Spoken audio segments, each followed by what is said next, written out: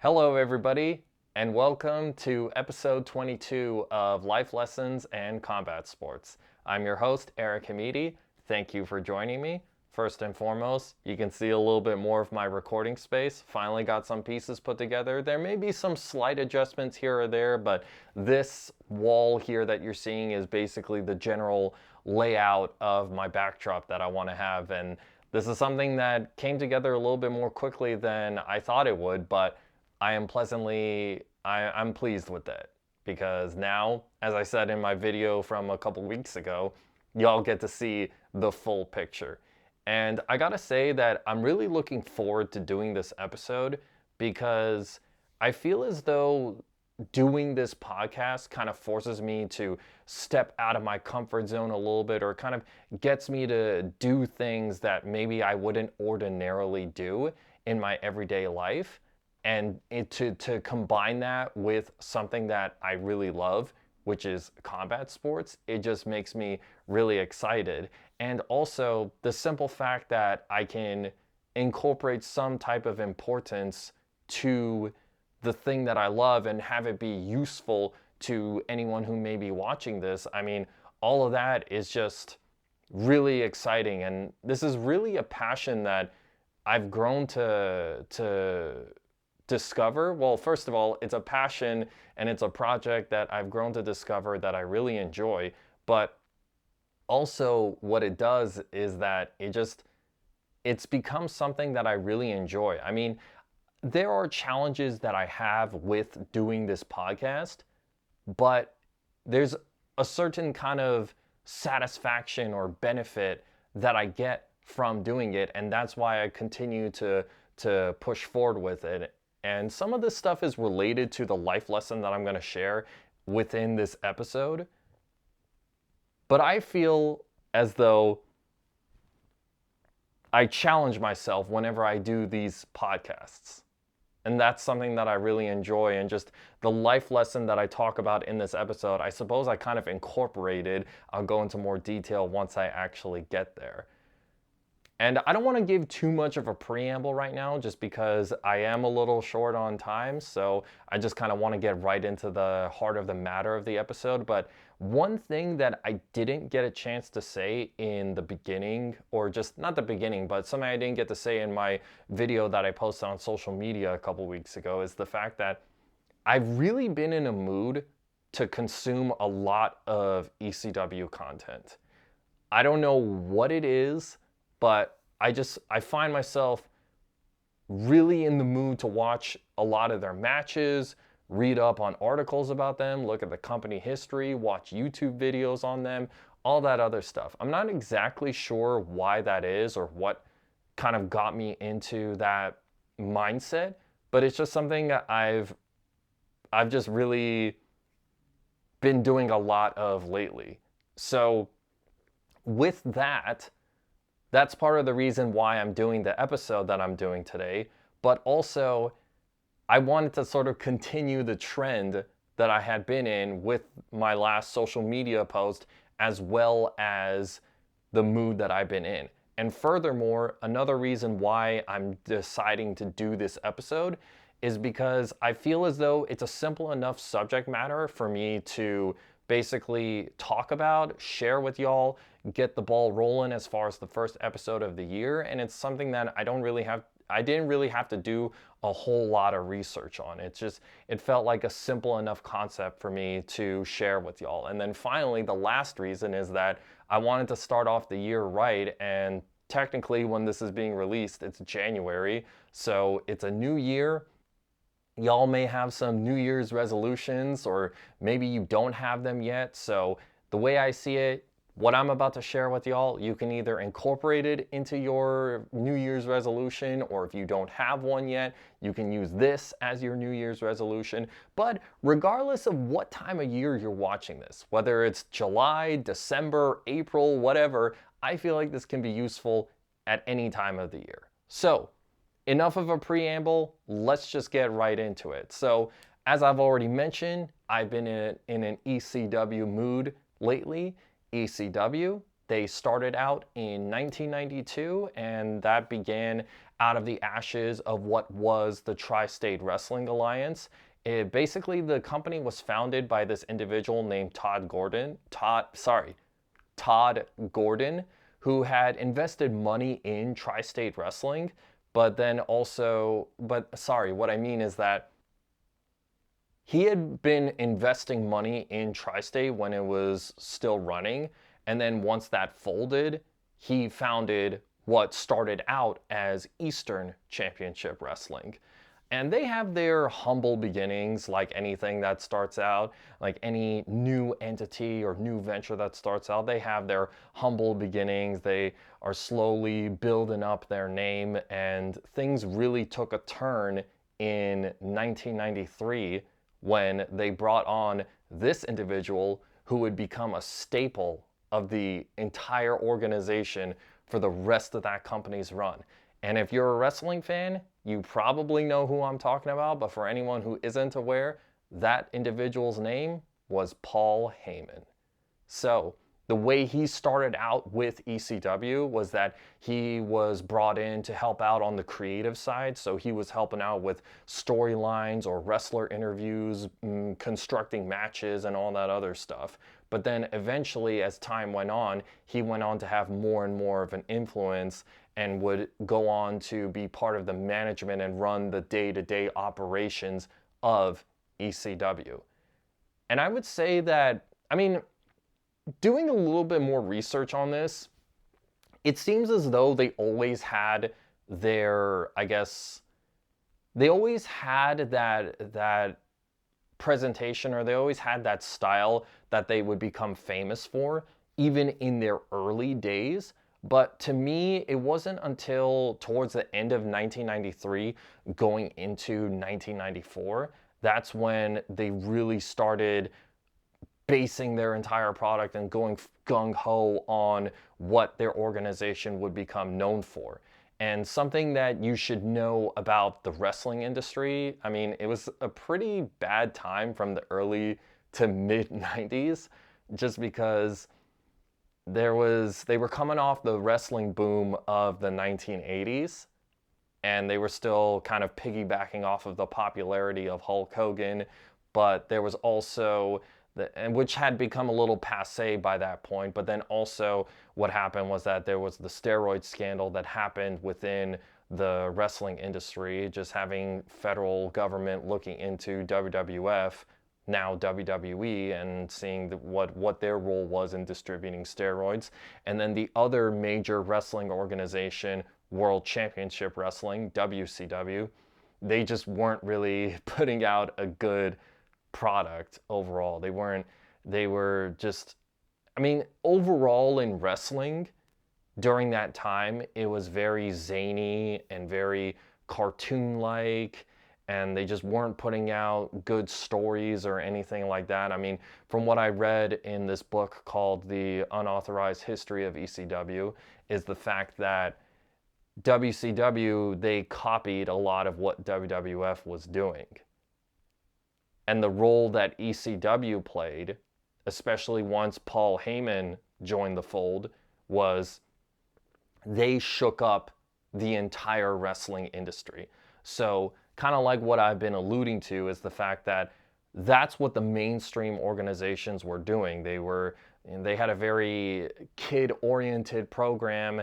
They were doing these ridiculous things and leaning into the supernatural. But what ECW was doing was giving an entirely different presentation. So ECW made its name from basically being more rugged, having a grittier style of wrestling, and having hardcore matches, which, in case anyone who's watching who's not familiar, that means wrestling matches that had a lot of weapons involved, or they would go outside the confines of the wrestling ring and brawl in the crowd or around the arena, the venue, whatever it may be. But another way that they were just revolutionizing the industry was that they were presenting more realistic characters or scenarios and all that stuff. So they had this one wrestler called the Sandman who seemed like somebody that you would see in your local bar or you'd run into in your everyday life. He was drinking beer, smoking cigarettes, and all that stuff. And then you had these other two wrestlers named Tommy Dreamer and Raven, who the background with them and their storyline was the fact that they had known each other since they were kids, and Raven was coming in to give Tommy Dreamer his comeuppance, and that was basically where the animosity started and how it played out into this, what was their feud at that time that would continue from early 1995 going into, basically, it would last until the middle of 1997. So those were some of the things that ECW was doing. And even though, I mean, this is something that, you know what, I'll get into that in a second.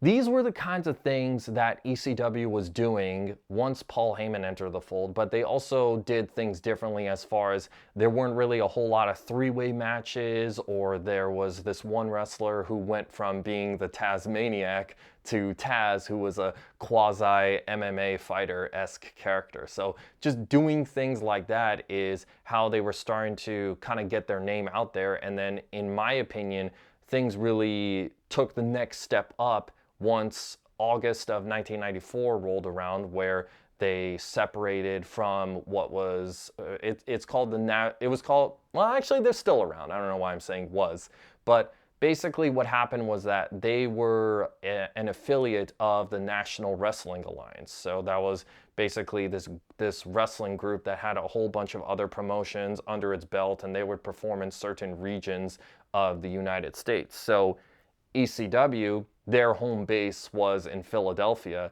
and they primarily did shows throughout the Northeast.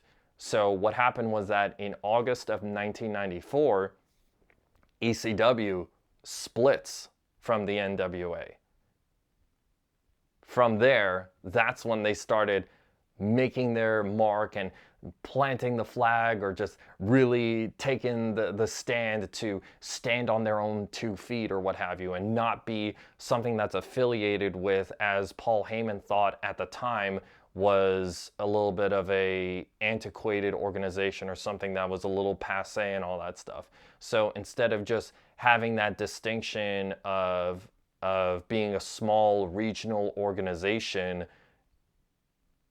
they decided to take the next step up, and they changed their name from Eastern Championship Wrestling to Extreme Championship Wrestling. The reason why they went with that was for the reasons that I've mentioned just now, as far as, yeah, they didn't want to just have the label of being a regional organization, but also it all made sense, or kind of matched the whole philosophy that ECW had. Was that Paul Heyman's approach when he came in was that he wanted to shake up the entire wrestling industry. And I guess when you look at it in hindsight, that's how ECW made its name. That's how they achieved the success that they did, was just being different. And the kind of approach that he was taking at that time was, okay, in the 80s, glam metal ruled the music industry, but then once the 90s rolled around, you had grunge music come in and just shake everything up. That was the kind of philosophy that Paul Heyman wanted to do within professional wrestling. And it just made sense because they were presenting a grittier style, a more hardcore style and all that stuff. So it just made sense to use the word extreme. And also it kind of helped that it started with the same letter, so they didn't have to do too much rebranding. To me, once 1994 hit, that's when ECW, once that split from the National Wrestling Alliance happened, to me, that's when ECW was continuing to build momentum, but at an even bigger rate, or more significantly than they had been previously. So that's when they were planting their flag, and to me, that's when the legend of ECW grew. And the reason why I say that is because something that you need to know about Extreme Championship Wrestling is the fact that throughout their entire history, they were never a huge company. They were never a big company, and they never had the type of resources or distribution that WCW and WWF had. And according to that book that I mentioned a few minutes ago, they were never profitable. They never made a profit in their existence. But despite that, the people that knew about ECW, they loved that program. They were so loyal. They were so rabid. It was one of those things that if you knew about it, you loved it, and you were a diehard fan of it.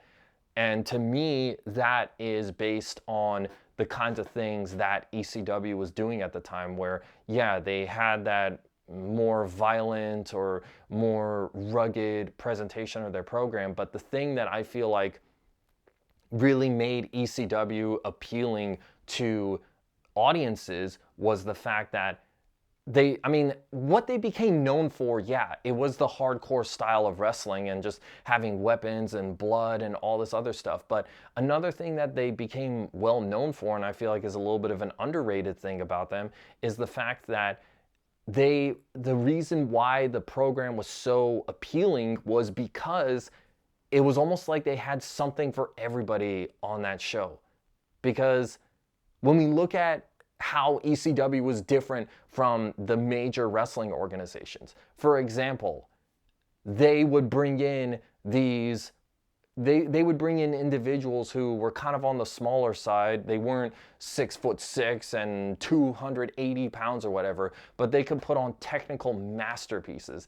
They incorporated a lot of suplexes or submission holds and just all this other stuff that, even though they didn't have any weapons in their matches, they captured the audience's attention because of how great their wrestling was.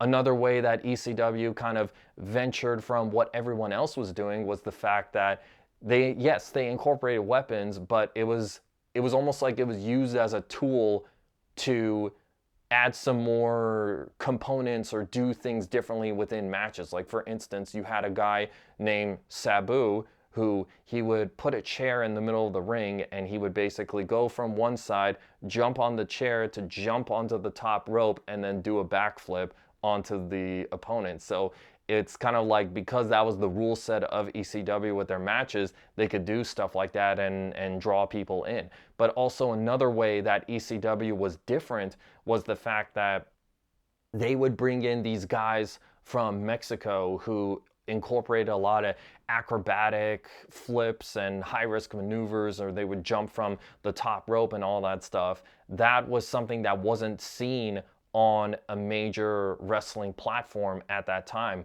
Paul Heyman was the person who started that. And it was one of those things where in the beginning, a lot of people didn't see it, but the ones who did were very entertained by it.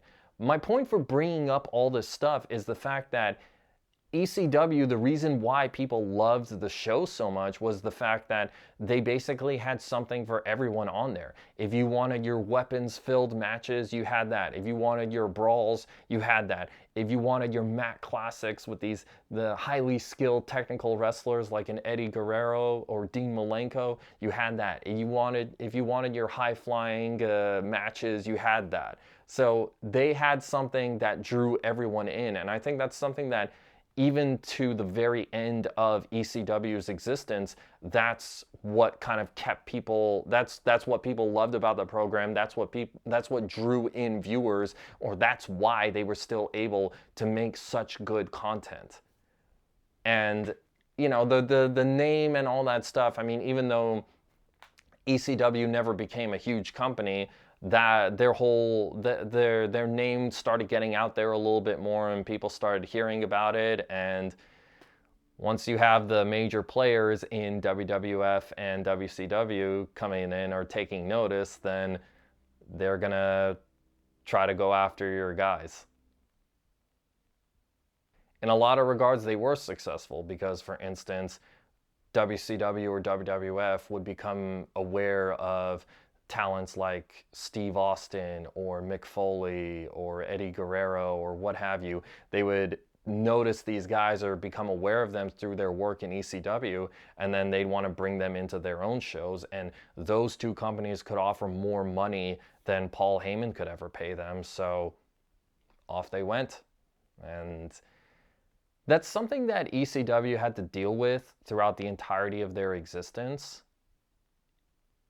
And I feel like in the mid 90s, that was something that they were able to adapt to. It's just something that became a little bit more of a problem as the years went on and as we get closer towards the end of ECW's legacy, ECW's existence, which is something I'll get into in combination with a couple other problems that they were having. So to me, the next step that Extreme Championship Wrestling took was in 1997 when they had their first pay-per-view, Barely Legal, in April of 1997. That was the first time that ECW had a chance to showcase their product to a wider audience. That was the first instance or first chance of mainstream exposure that they had. And to me, that's kind of when ECW really started trying to expand, take the next step, and become an even bigger company. But maybe I'm wrong about this, but I kind of feel as though that's maybe when the problems happened, or when they started it, like that was when it started becoming a problem for ECW, because they started venturing out and going, instead of just being primarily in the Northeast, they started performing throughout the entire East Coast, but also they have these extra expenses as far as having pay-per-view and all that stuff, and that just starts adding on, that just adds on a lot of expenses, and that's something that became a little bit, well, not a little bit, it became a major problem for ECW as the years went on. It's kind of interesting because the more I've kind of been thinking about doing this episode, the more I've kind of been thinking that, yeah, they were growing and all that stuff from 94 to 96, and then 97 is kind of like they were taking the next step, but by doing so, that started creating problems for them, just as far as, you know, the things that I've already mentioned, but also if you're more out there, then people are more aware. So more of your, there'll be more instances of wrestlers in ECW getting noticed and going to the other wrestling promotions. And it's like, you know, if you have the opportunity to do it, it's like you would be dumb not to do it. It's like, go make your money and provide a secure future for yourself or anyone else you're providing. So ECW is trucking along and all that stuff, but they have their issues as far as growth and having, like, sustaining the business and all that stuff. And then also I feel like another crucial thing that happened in 1997 was the fact that Paul Heyman took over complete ownership of the company. So Tod Gordon founded the company, but then eventually through a series of events, he was no longer in the picture, and Paul Heyman took over management of ECW. And it was kind of one of those things where he was great creatively, but from a day-to-day business side, not so much. And that ultimately, I feel, was one of the factors that led to ECW's demise. But throughout 1998 and 1999, they're doing their thing and, you know, continuing to grow and all that stuff. And then eventually, in the fall of 1999, they get on national TV. So they have a TV deal with this channel called TNN, which is now known as Paramount Network. They had a 1-hour show airing on Friday nights.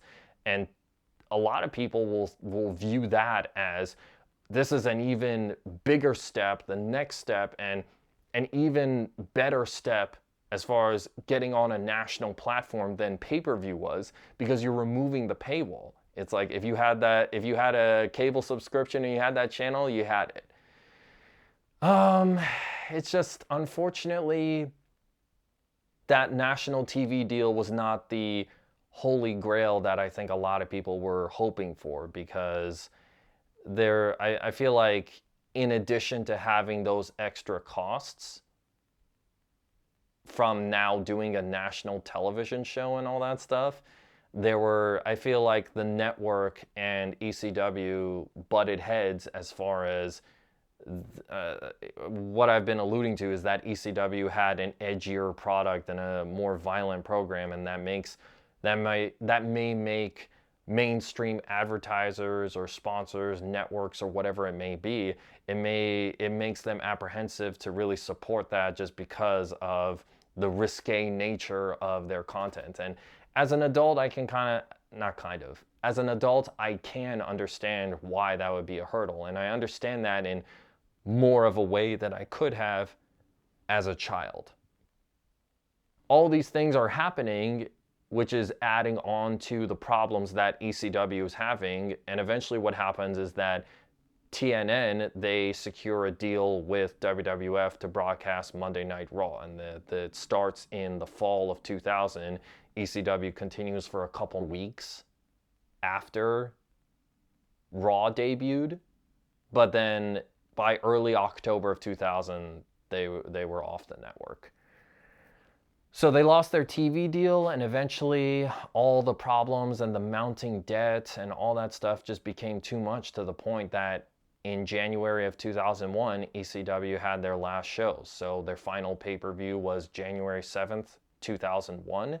Then the following weekend was their last show ever. And funny enough, when I'm recording this episode is January 13th, 2026, the 25-year anniversary of their last ever show.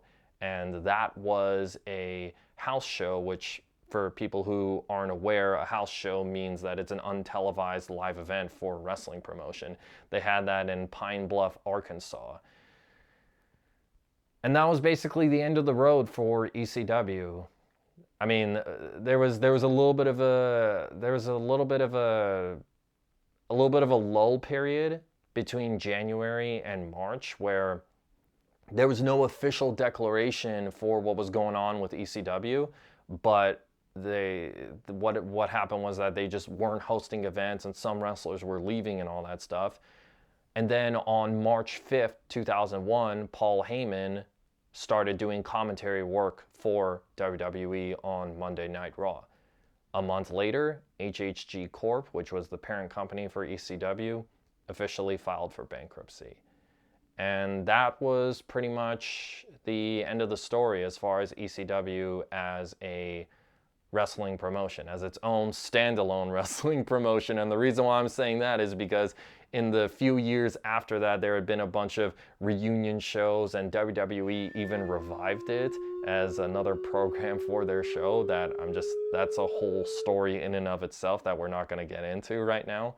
So as far as it's being its own standalone thing, that was it. And with the bankruptcy filings, there was a little bit of a thing for a couple years where they were trying to figure out who was going to own all the trademarks or the tape library and all that stuff. And then eventually WWE owned it, and they were able to make a lot of different productions or videos and all that stuff, like my Rise and Fall of ECW DVD. That wouldn't have been possible without the video library that they attained.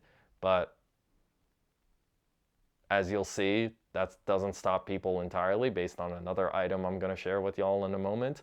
But given all of that, I figure now it's time for me to actually bestow the life lesson for this episode. So even though ECW had all those problems and they never got the financing that WWF and WCW did, and I'm not really sure exactly why it is or why they could never get. I mean, I think part of that is due to like the kind of product that they had, where it was never gonna appeal to the masses, or just like I said, you're gonna have these mainstream companies who might not want to be affiliated with it.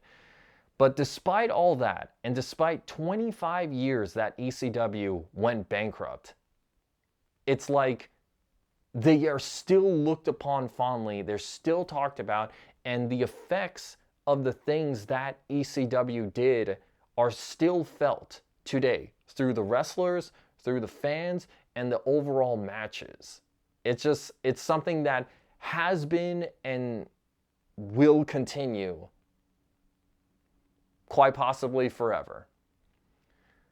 So how was ECW able to accomplish those things? I mean, I think some of it, honestly, comes down to a very simple booking philosophy for how Paul Heyman constructed the program and the shows and all that stuff.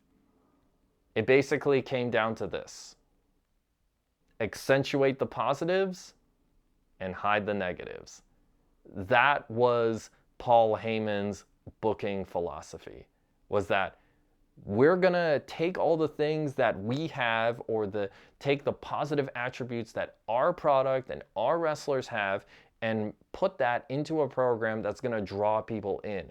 Because as Paul Heyman sort of put it, there was no way ECW was going to be able to compete with WWF or WCW as far as lighting or production design or pyro, set design, whatever it may be. So with them never being a big company or having a lot of money, they couldn't go that route. So in the rise and fall of ECW, Paul Heyman talks about, if those are things that we can't do and we can't be on par with the major organizations with regards to that, then we're not going to do that. We're going to go into the things and we're going to emphasize the things that we are good at, or the good things that we do have. So that took shape in the things that I talked about as far as having something for everyone on the wrestling shows. So it's like, if you can't present the best product possible, then let's have it in the actual execution of the show itself. It almost seems like it's kind of like that. So we have the best kind of wrestling, we have the most riveting storylines, we have the craziest things going on, we have such different things going on. So let's emphasize that. Accentuate the positive, hide the negative. And to me, I think it's very crucial to use that language as far as accentuate the positives, hide the negatives. I think it's important to say hide it. And to me, that's different from completely ignoring or lying about the negatives. Because when you look at ECW programming, yeah, they didn't have the best lighting or set design and all that stuff. You could tell watching the program, but it's not like that took you away from it. It didn't take you away from it because of the way that they were presenting their show, but also it's like they didn't try to hide, or they didn't try to like get away and say, oh yeah, our lighting's great. It's like, no. To me, if you acknowledge some of the shortcomings, but you just don't emphasize it as much, to me, that's opening the door to improvement. That's opening the door to making sure that you give your best foot forward. To me, that's different from lying to yourself about the negative. Because from a personal standpoint, I can kind of see how somebody may lie to themselves and not acknowledge the negative that they may have, and that's going to cause problems. And to me, I sort of feel as though that will hinder improvement. But that's something that ECW never did. And part of it was the fact that you couldn't, I mean, it's not like you couldn't tell, but also I think they had an understanding of what worked for them. And I think by accentuating the positive and hiding the negative, that's how you're able to do your best. And how that kind of plays into, as far as on a personal level, you know, I'm doing my own thing as far as trying to accentuate the positives and hide the negatives, because I have this podcast and I am taking the things that I really enjoy or that I know a lot about, accentuating the positive, which is my passion and my love for combat sports. I'm trying to extract meaning and significance or importance from all these things to a viewing audience. And that is a talent that I'm really just leaning into quite a lot. I'm doing that because I want to showcase the best of myself, and to me, this is how I can do it. And it's kind of weird because talking about this out loud, it's kind of making me have that realization of the thing that I just talked about as far as, oh, that's how you can put your best foot forward. It's like I'm almost realizing I'm doing that for myself. And this is all coming to me in this recording. So that's, to me, that's something that's exciting. And this whole idea of accentuating the positives and hide the negatives, I mean, I feel you as a viewer can do that with whatever kind of endeavor you're doing. I mean, whether you're an athlete competing in a sport, or you're going in for a job interview, or you're working on some type of creative project, I feel like this is all stuff that you can incorporate within your own circumstance or within the things that are going on with that particular action or that endeavor. And it's like, for me, I'm sort of thinking, let me take the talent that let me take the talent and combat the challenges that I have in a way that will work for me, because for instance, I'm not a skilled painter, or I don't play an instrument. So why am I going to try to create something related to that? No, let's go into whatever knowledge I may have about production, whatever knowledge I may have about combat sports, and make my stamp on the world in some way, however small it may be. And the reason why I'm saying I'm incorporating my passion and my challenges is because there are certain challenges that are present when I do these podcasts, but I'm accentuating the positives by taking my passion for combat sports and just really trying and pushing through whatever kind of anxiety or work or challenges or doubt or whatever it may be, just taking my positive of pushing through that to present something, and then hiding the negatives as far as knowing what I am good at or what I'm not good at, and then also just trying to, I guess, maybe the simple act of doing it is a positive that I have that I'm trying to accentuate here, where it may be, hey, you may feel nervous doing an episode, but just push through that. Damn, that sounds kind of motivating, actually, now that I think about it. To me, that's something that you can do in your own life, in your own way, whatever it is that you may be doing. That's a really, I like that I'm sharing that. That's cool to say. So I think that's something you should take into your everyday life. I've been doing this podcast for a year now, and to me it's been a journey. I mean, as far as just producing content, it's been my way to sort of deal with everyday challenges, or just have a creative outlet to process the things, or just deal with the things that I go through in my life. And kind of like how a musician will play an instrument to work out whatever frustrations they have, or a painter will try to take the emotions they're feeling inside and putting it on the paper or the wall or whatever it may be. That's kind of what I'm doing here, where just I harness the emotions that I have to present a video or a podcast or whatever it is you may want to call it. It's a good way for me to kind of harness both the positive and the negative emotions into something. That's something I'm grateful for. And, you know, for anyone who's watching this, if you've been part of the ride since the beginning, I just want to say thank you for that, and thank you for the support for that. And if you are in fact new to this, welcome aboard. And I think this is something that you're really going to enjoy, and you're going to want to stick around because we're going places with this.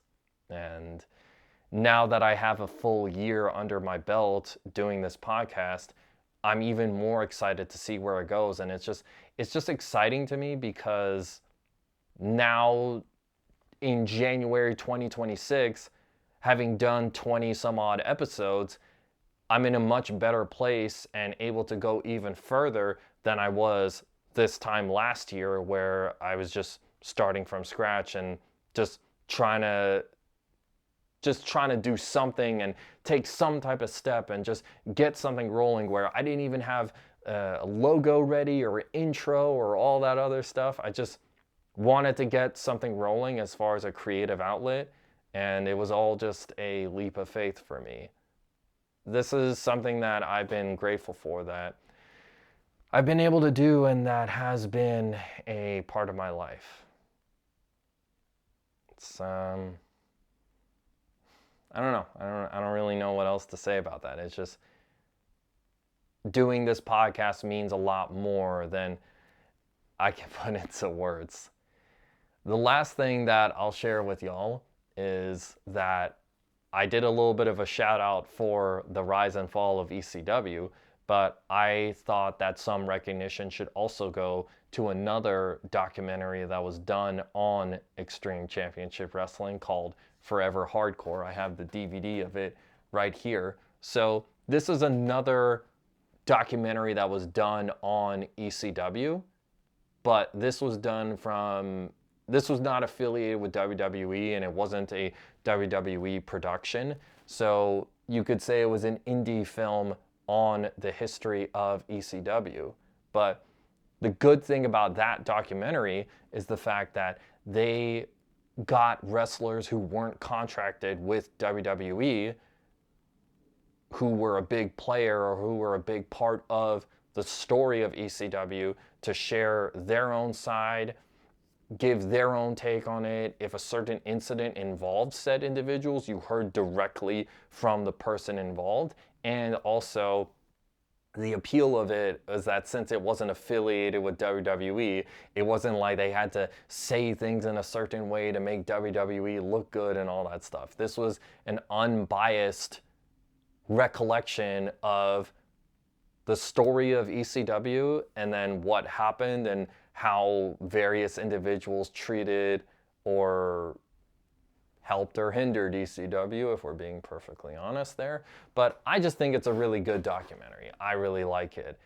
Despite the fact that ECW owns the video library for ECW, so Forever Hardcore couldn't use any of the footage from their own, they couldn't use the footage from the company, it's still an engaging watch. And I think it's for those reasons. And in lieu of having actual footage, there's a lot of photos that they use from the company's history to intersplice with the talking heads and all that stuff. And to me, all those things make it a really good documentary, and I think that's something that was worth noting, because to me, those two DVDs are complementary of each other if you want to know the full story of ECW. So I just wanted to give a little bit of a shout out, and also given the fact that, like I said, the day that I'm recording this is in fact the 25-year anniversary of ECW's closure, I felt like it was worth noting that. But I think I've done enough talking, and I've given you all plenty of information, and this is all something that, you know, is plenty of food for thought. But thank you for listening to this episode. Thank you for taking the time. Let me know what you guys think about this episode. Provide some comments down in the comments section below, either what you thought about this podcast, or if you have any ECW memories, please like and share this video. And you can follow me on social media. Instagram, I'm Life in Combat Sports. And then on Twitter, I'm L Combat Sports. And yeah, we'll talk again soon. Catch you guys on the next one. See ya.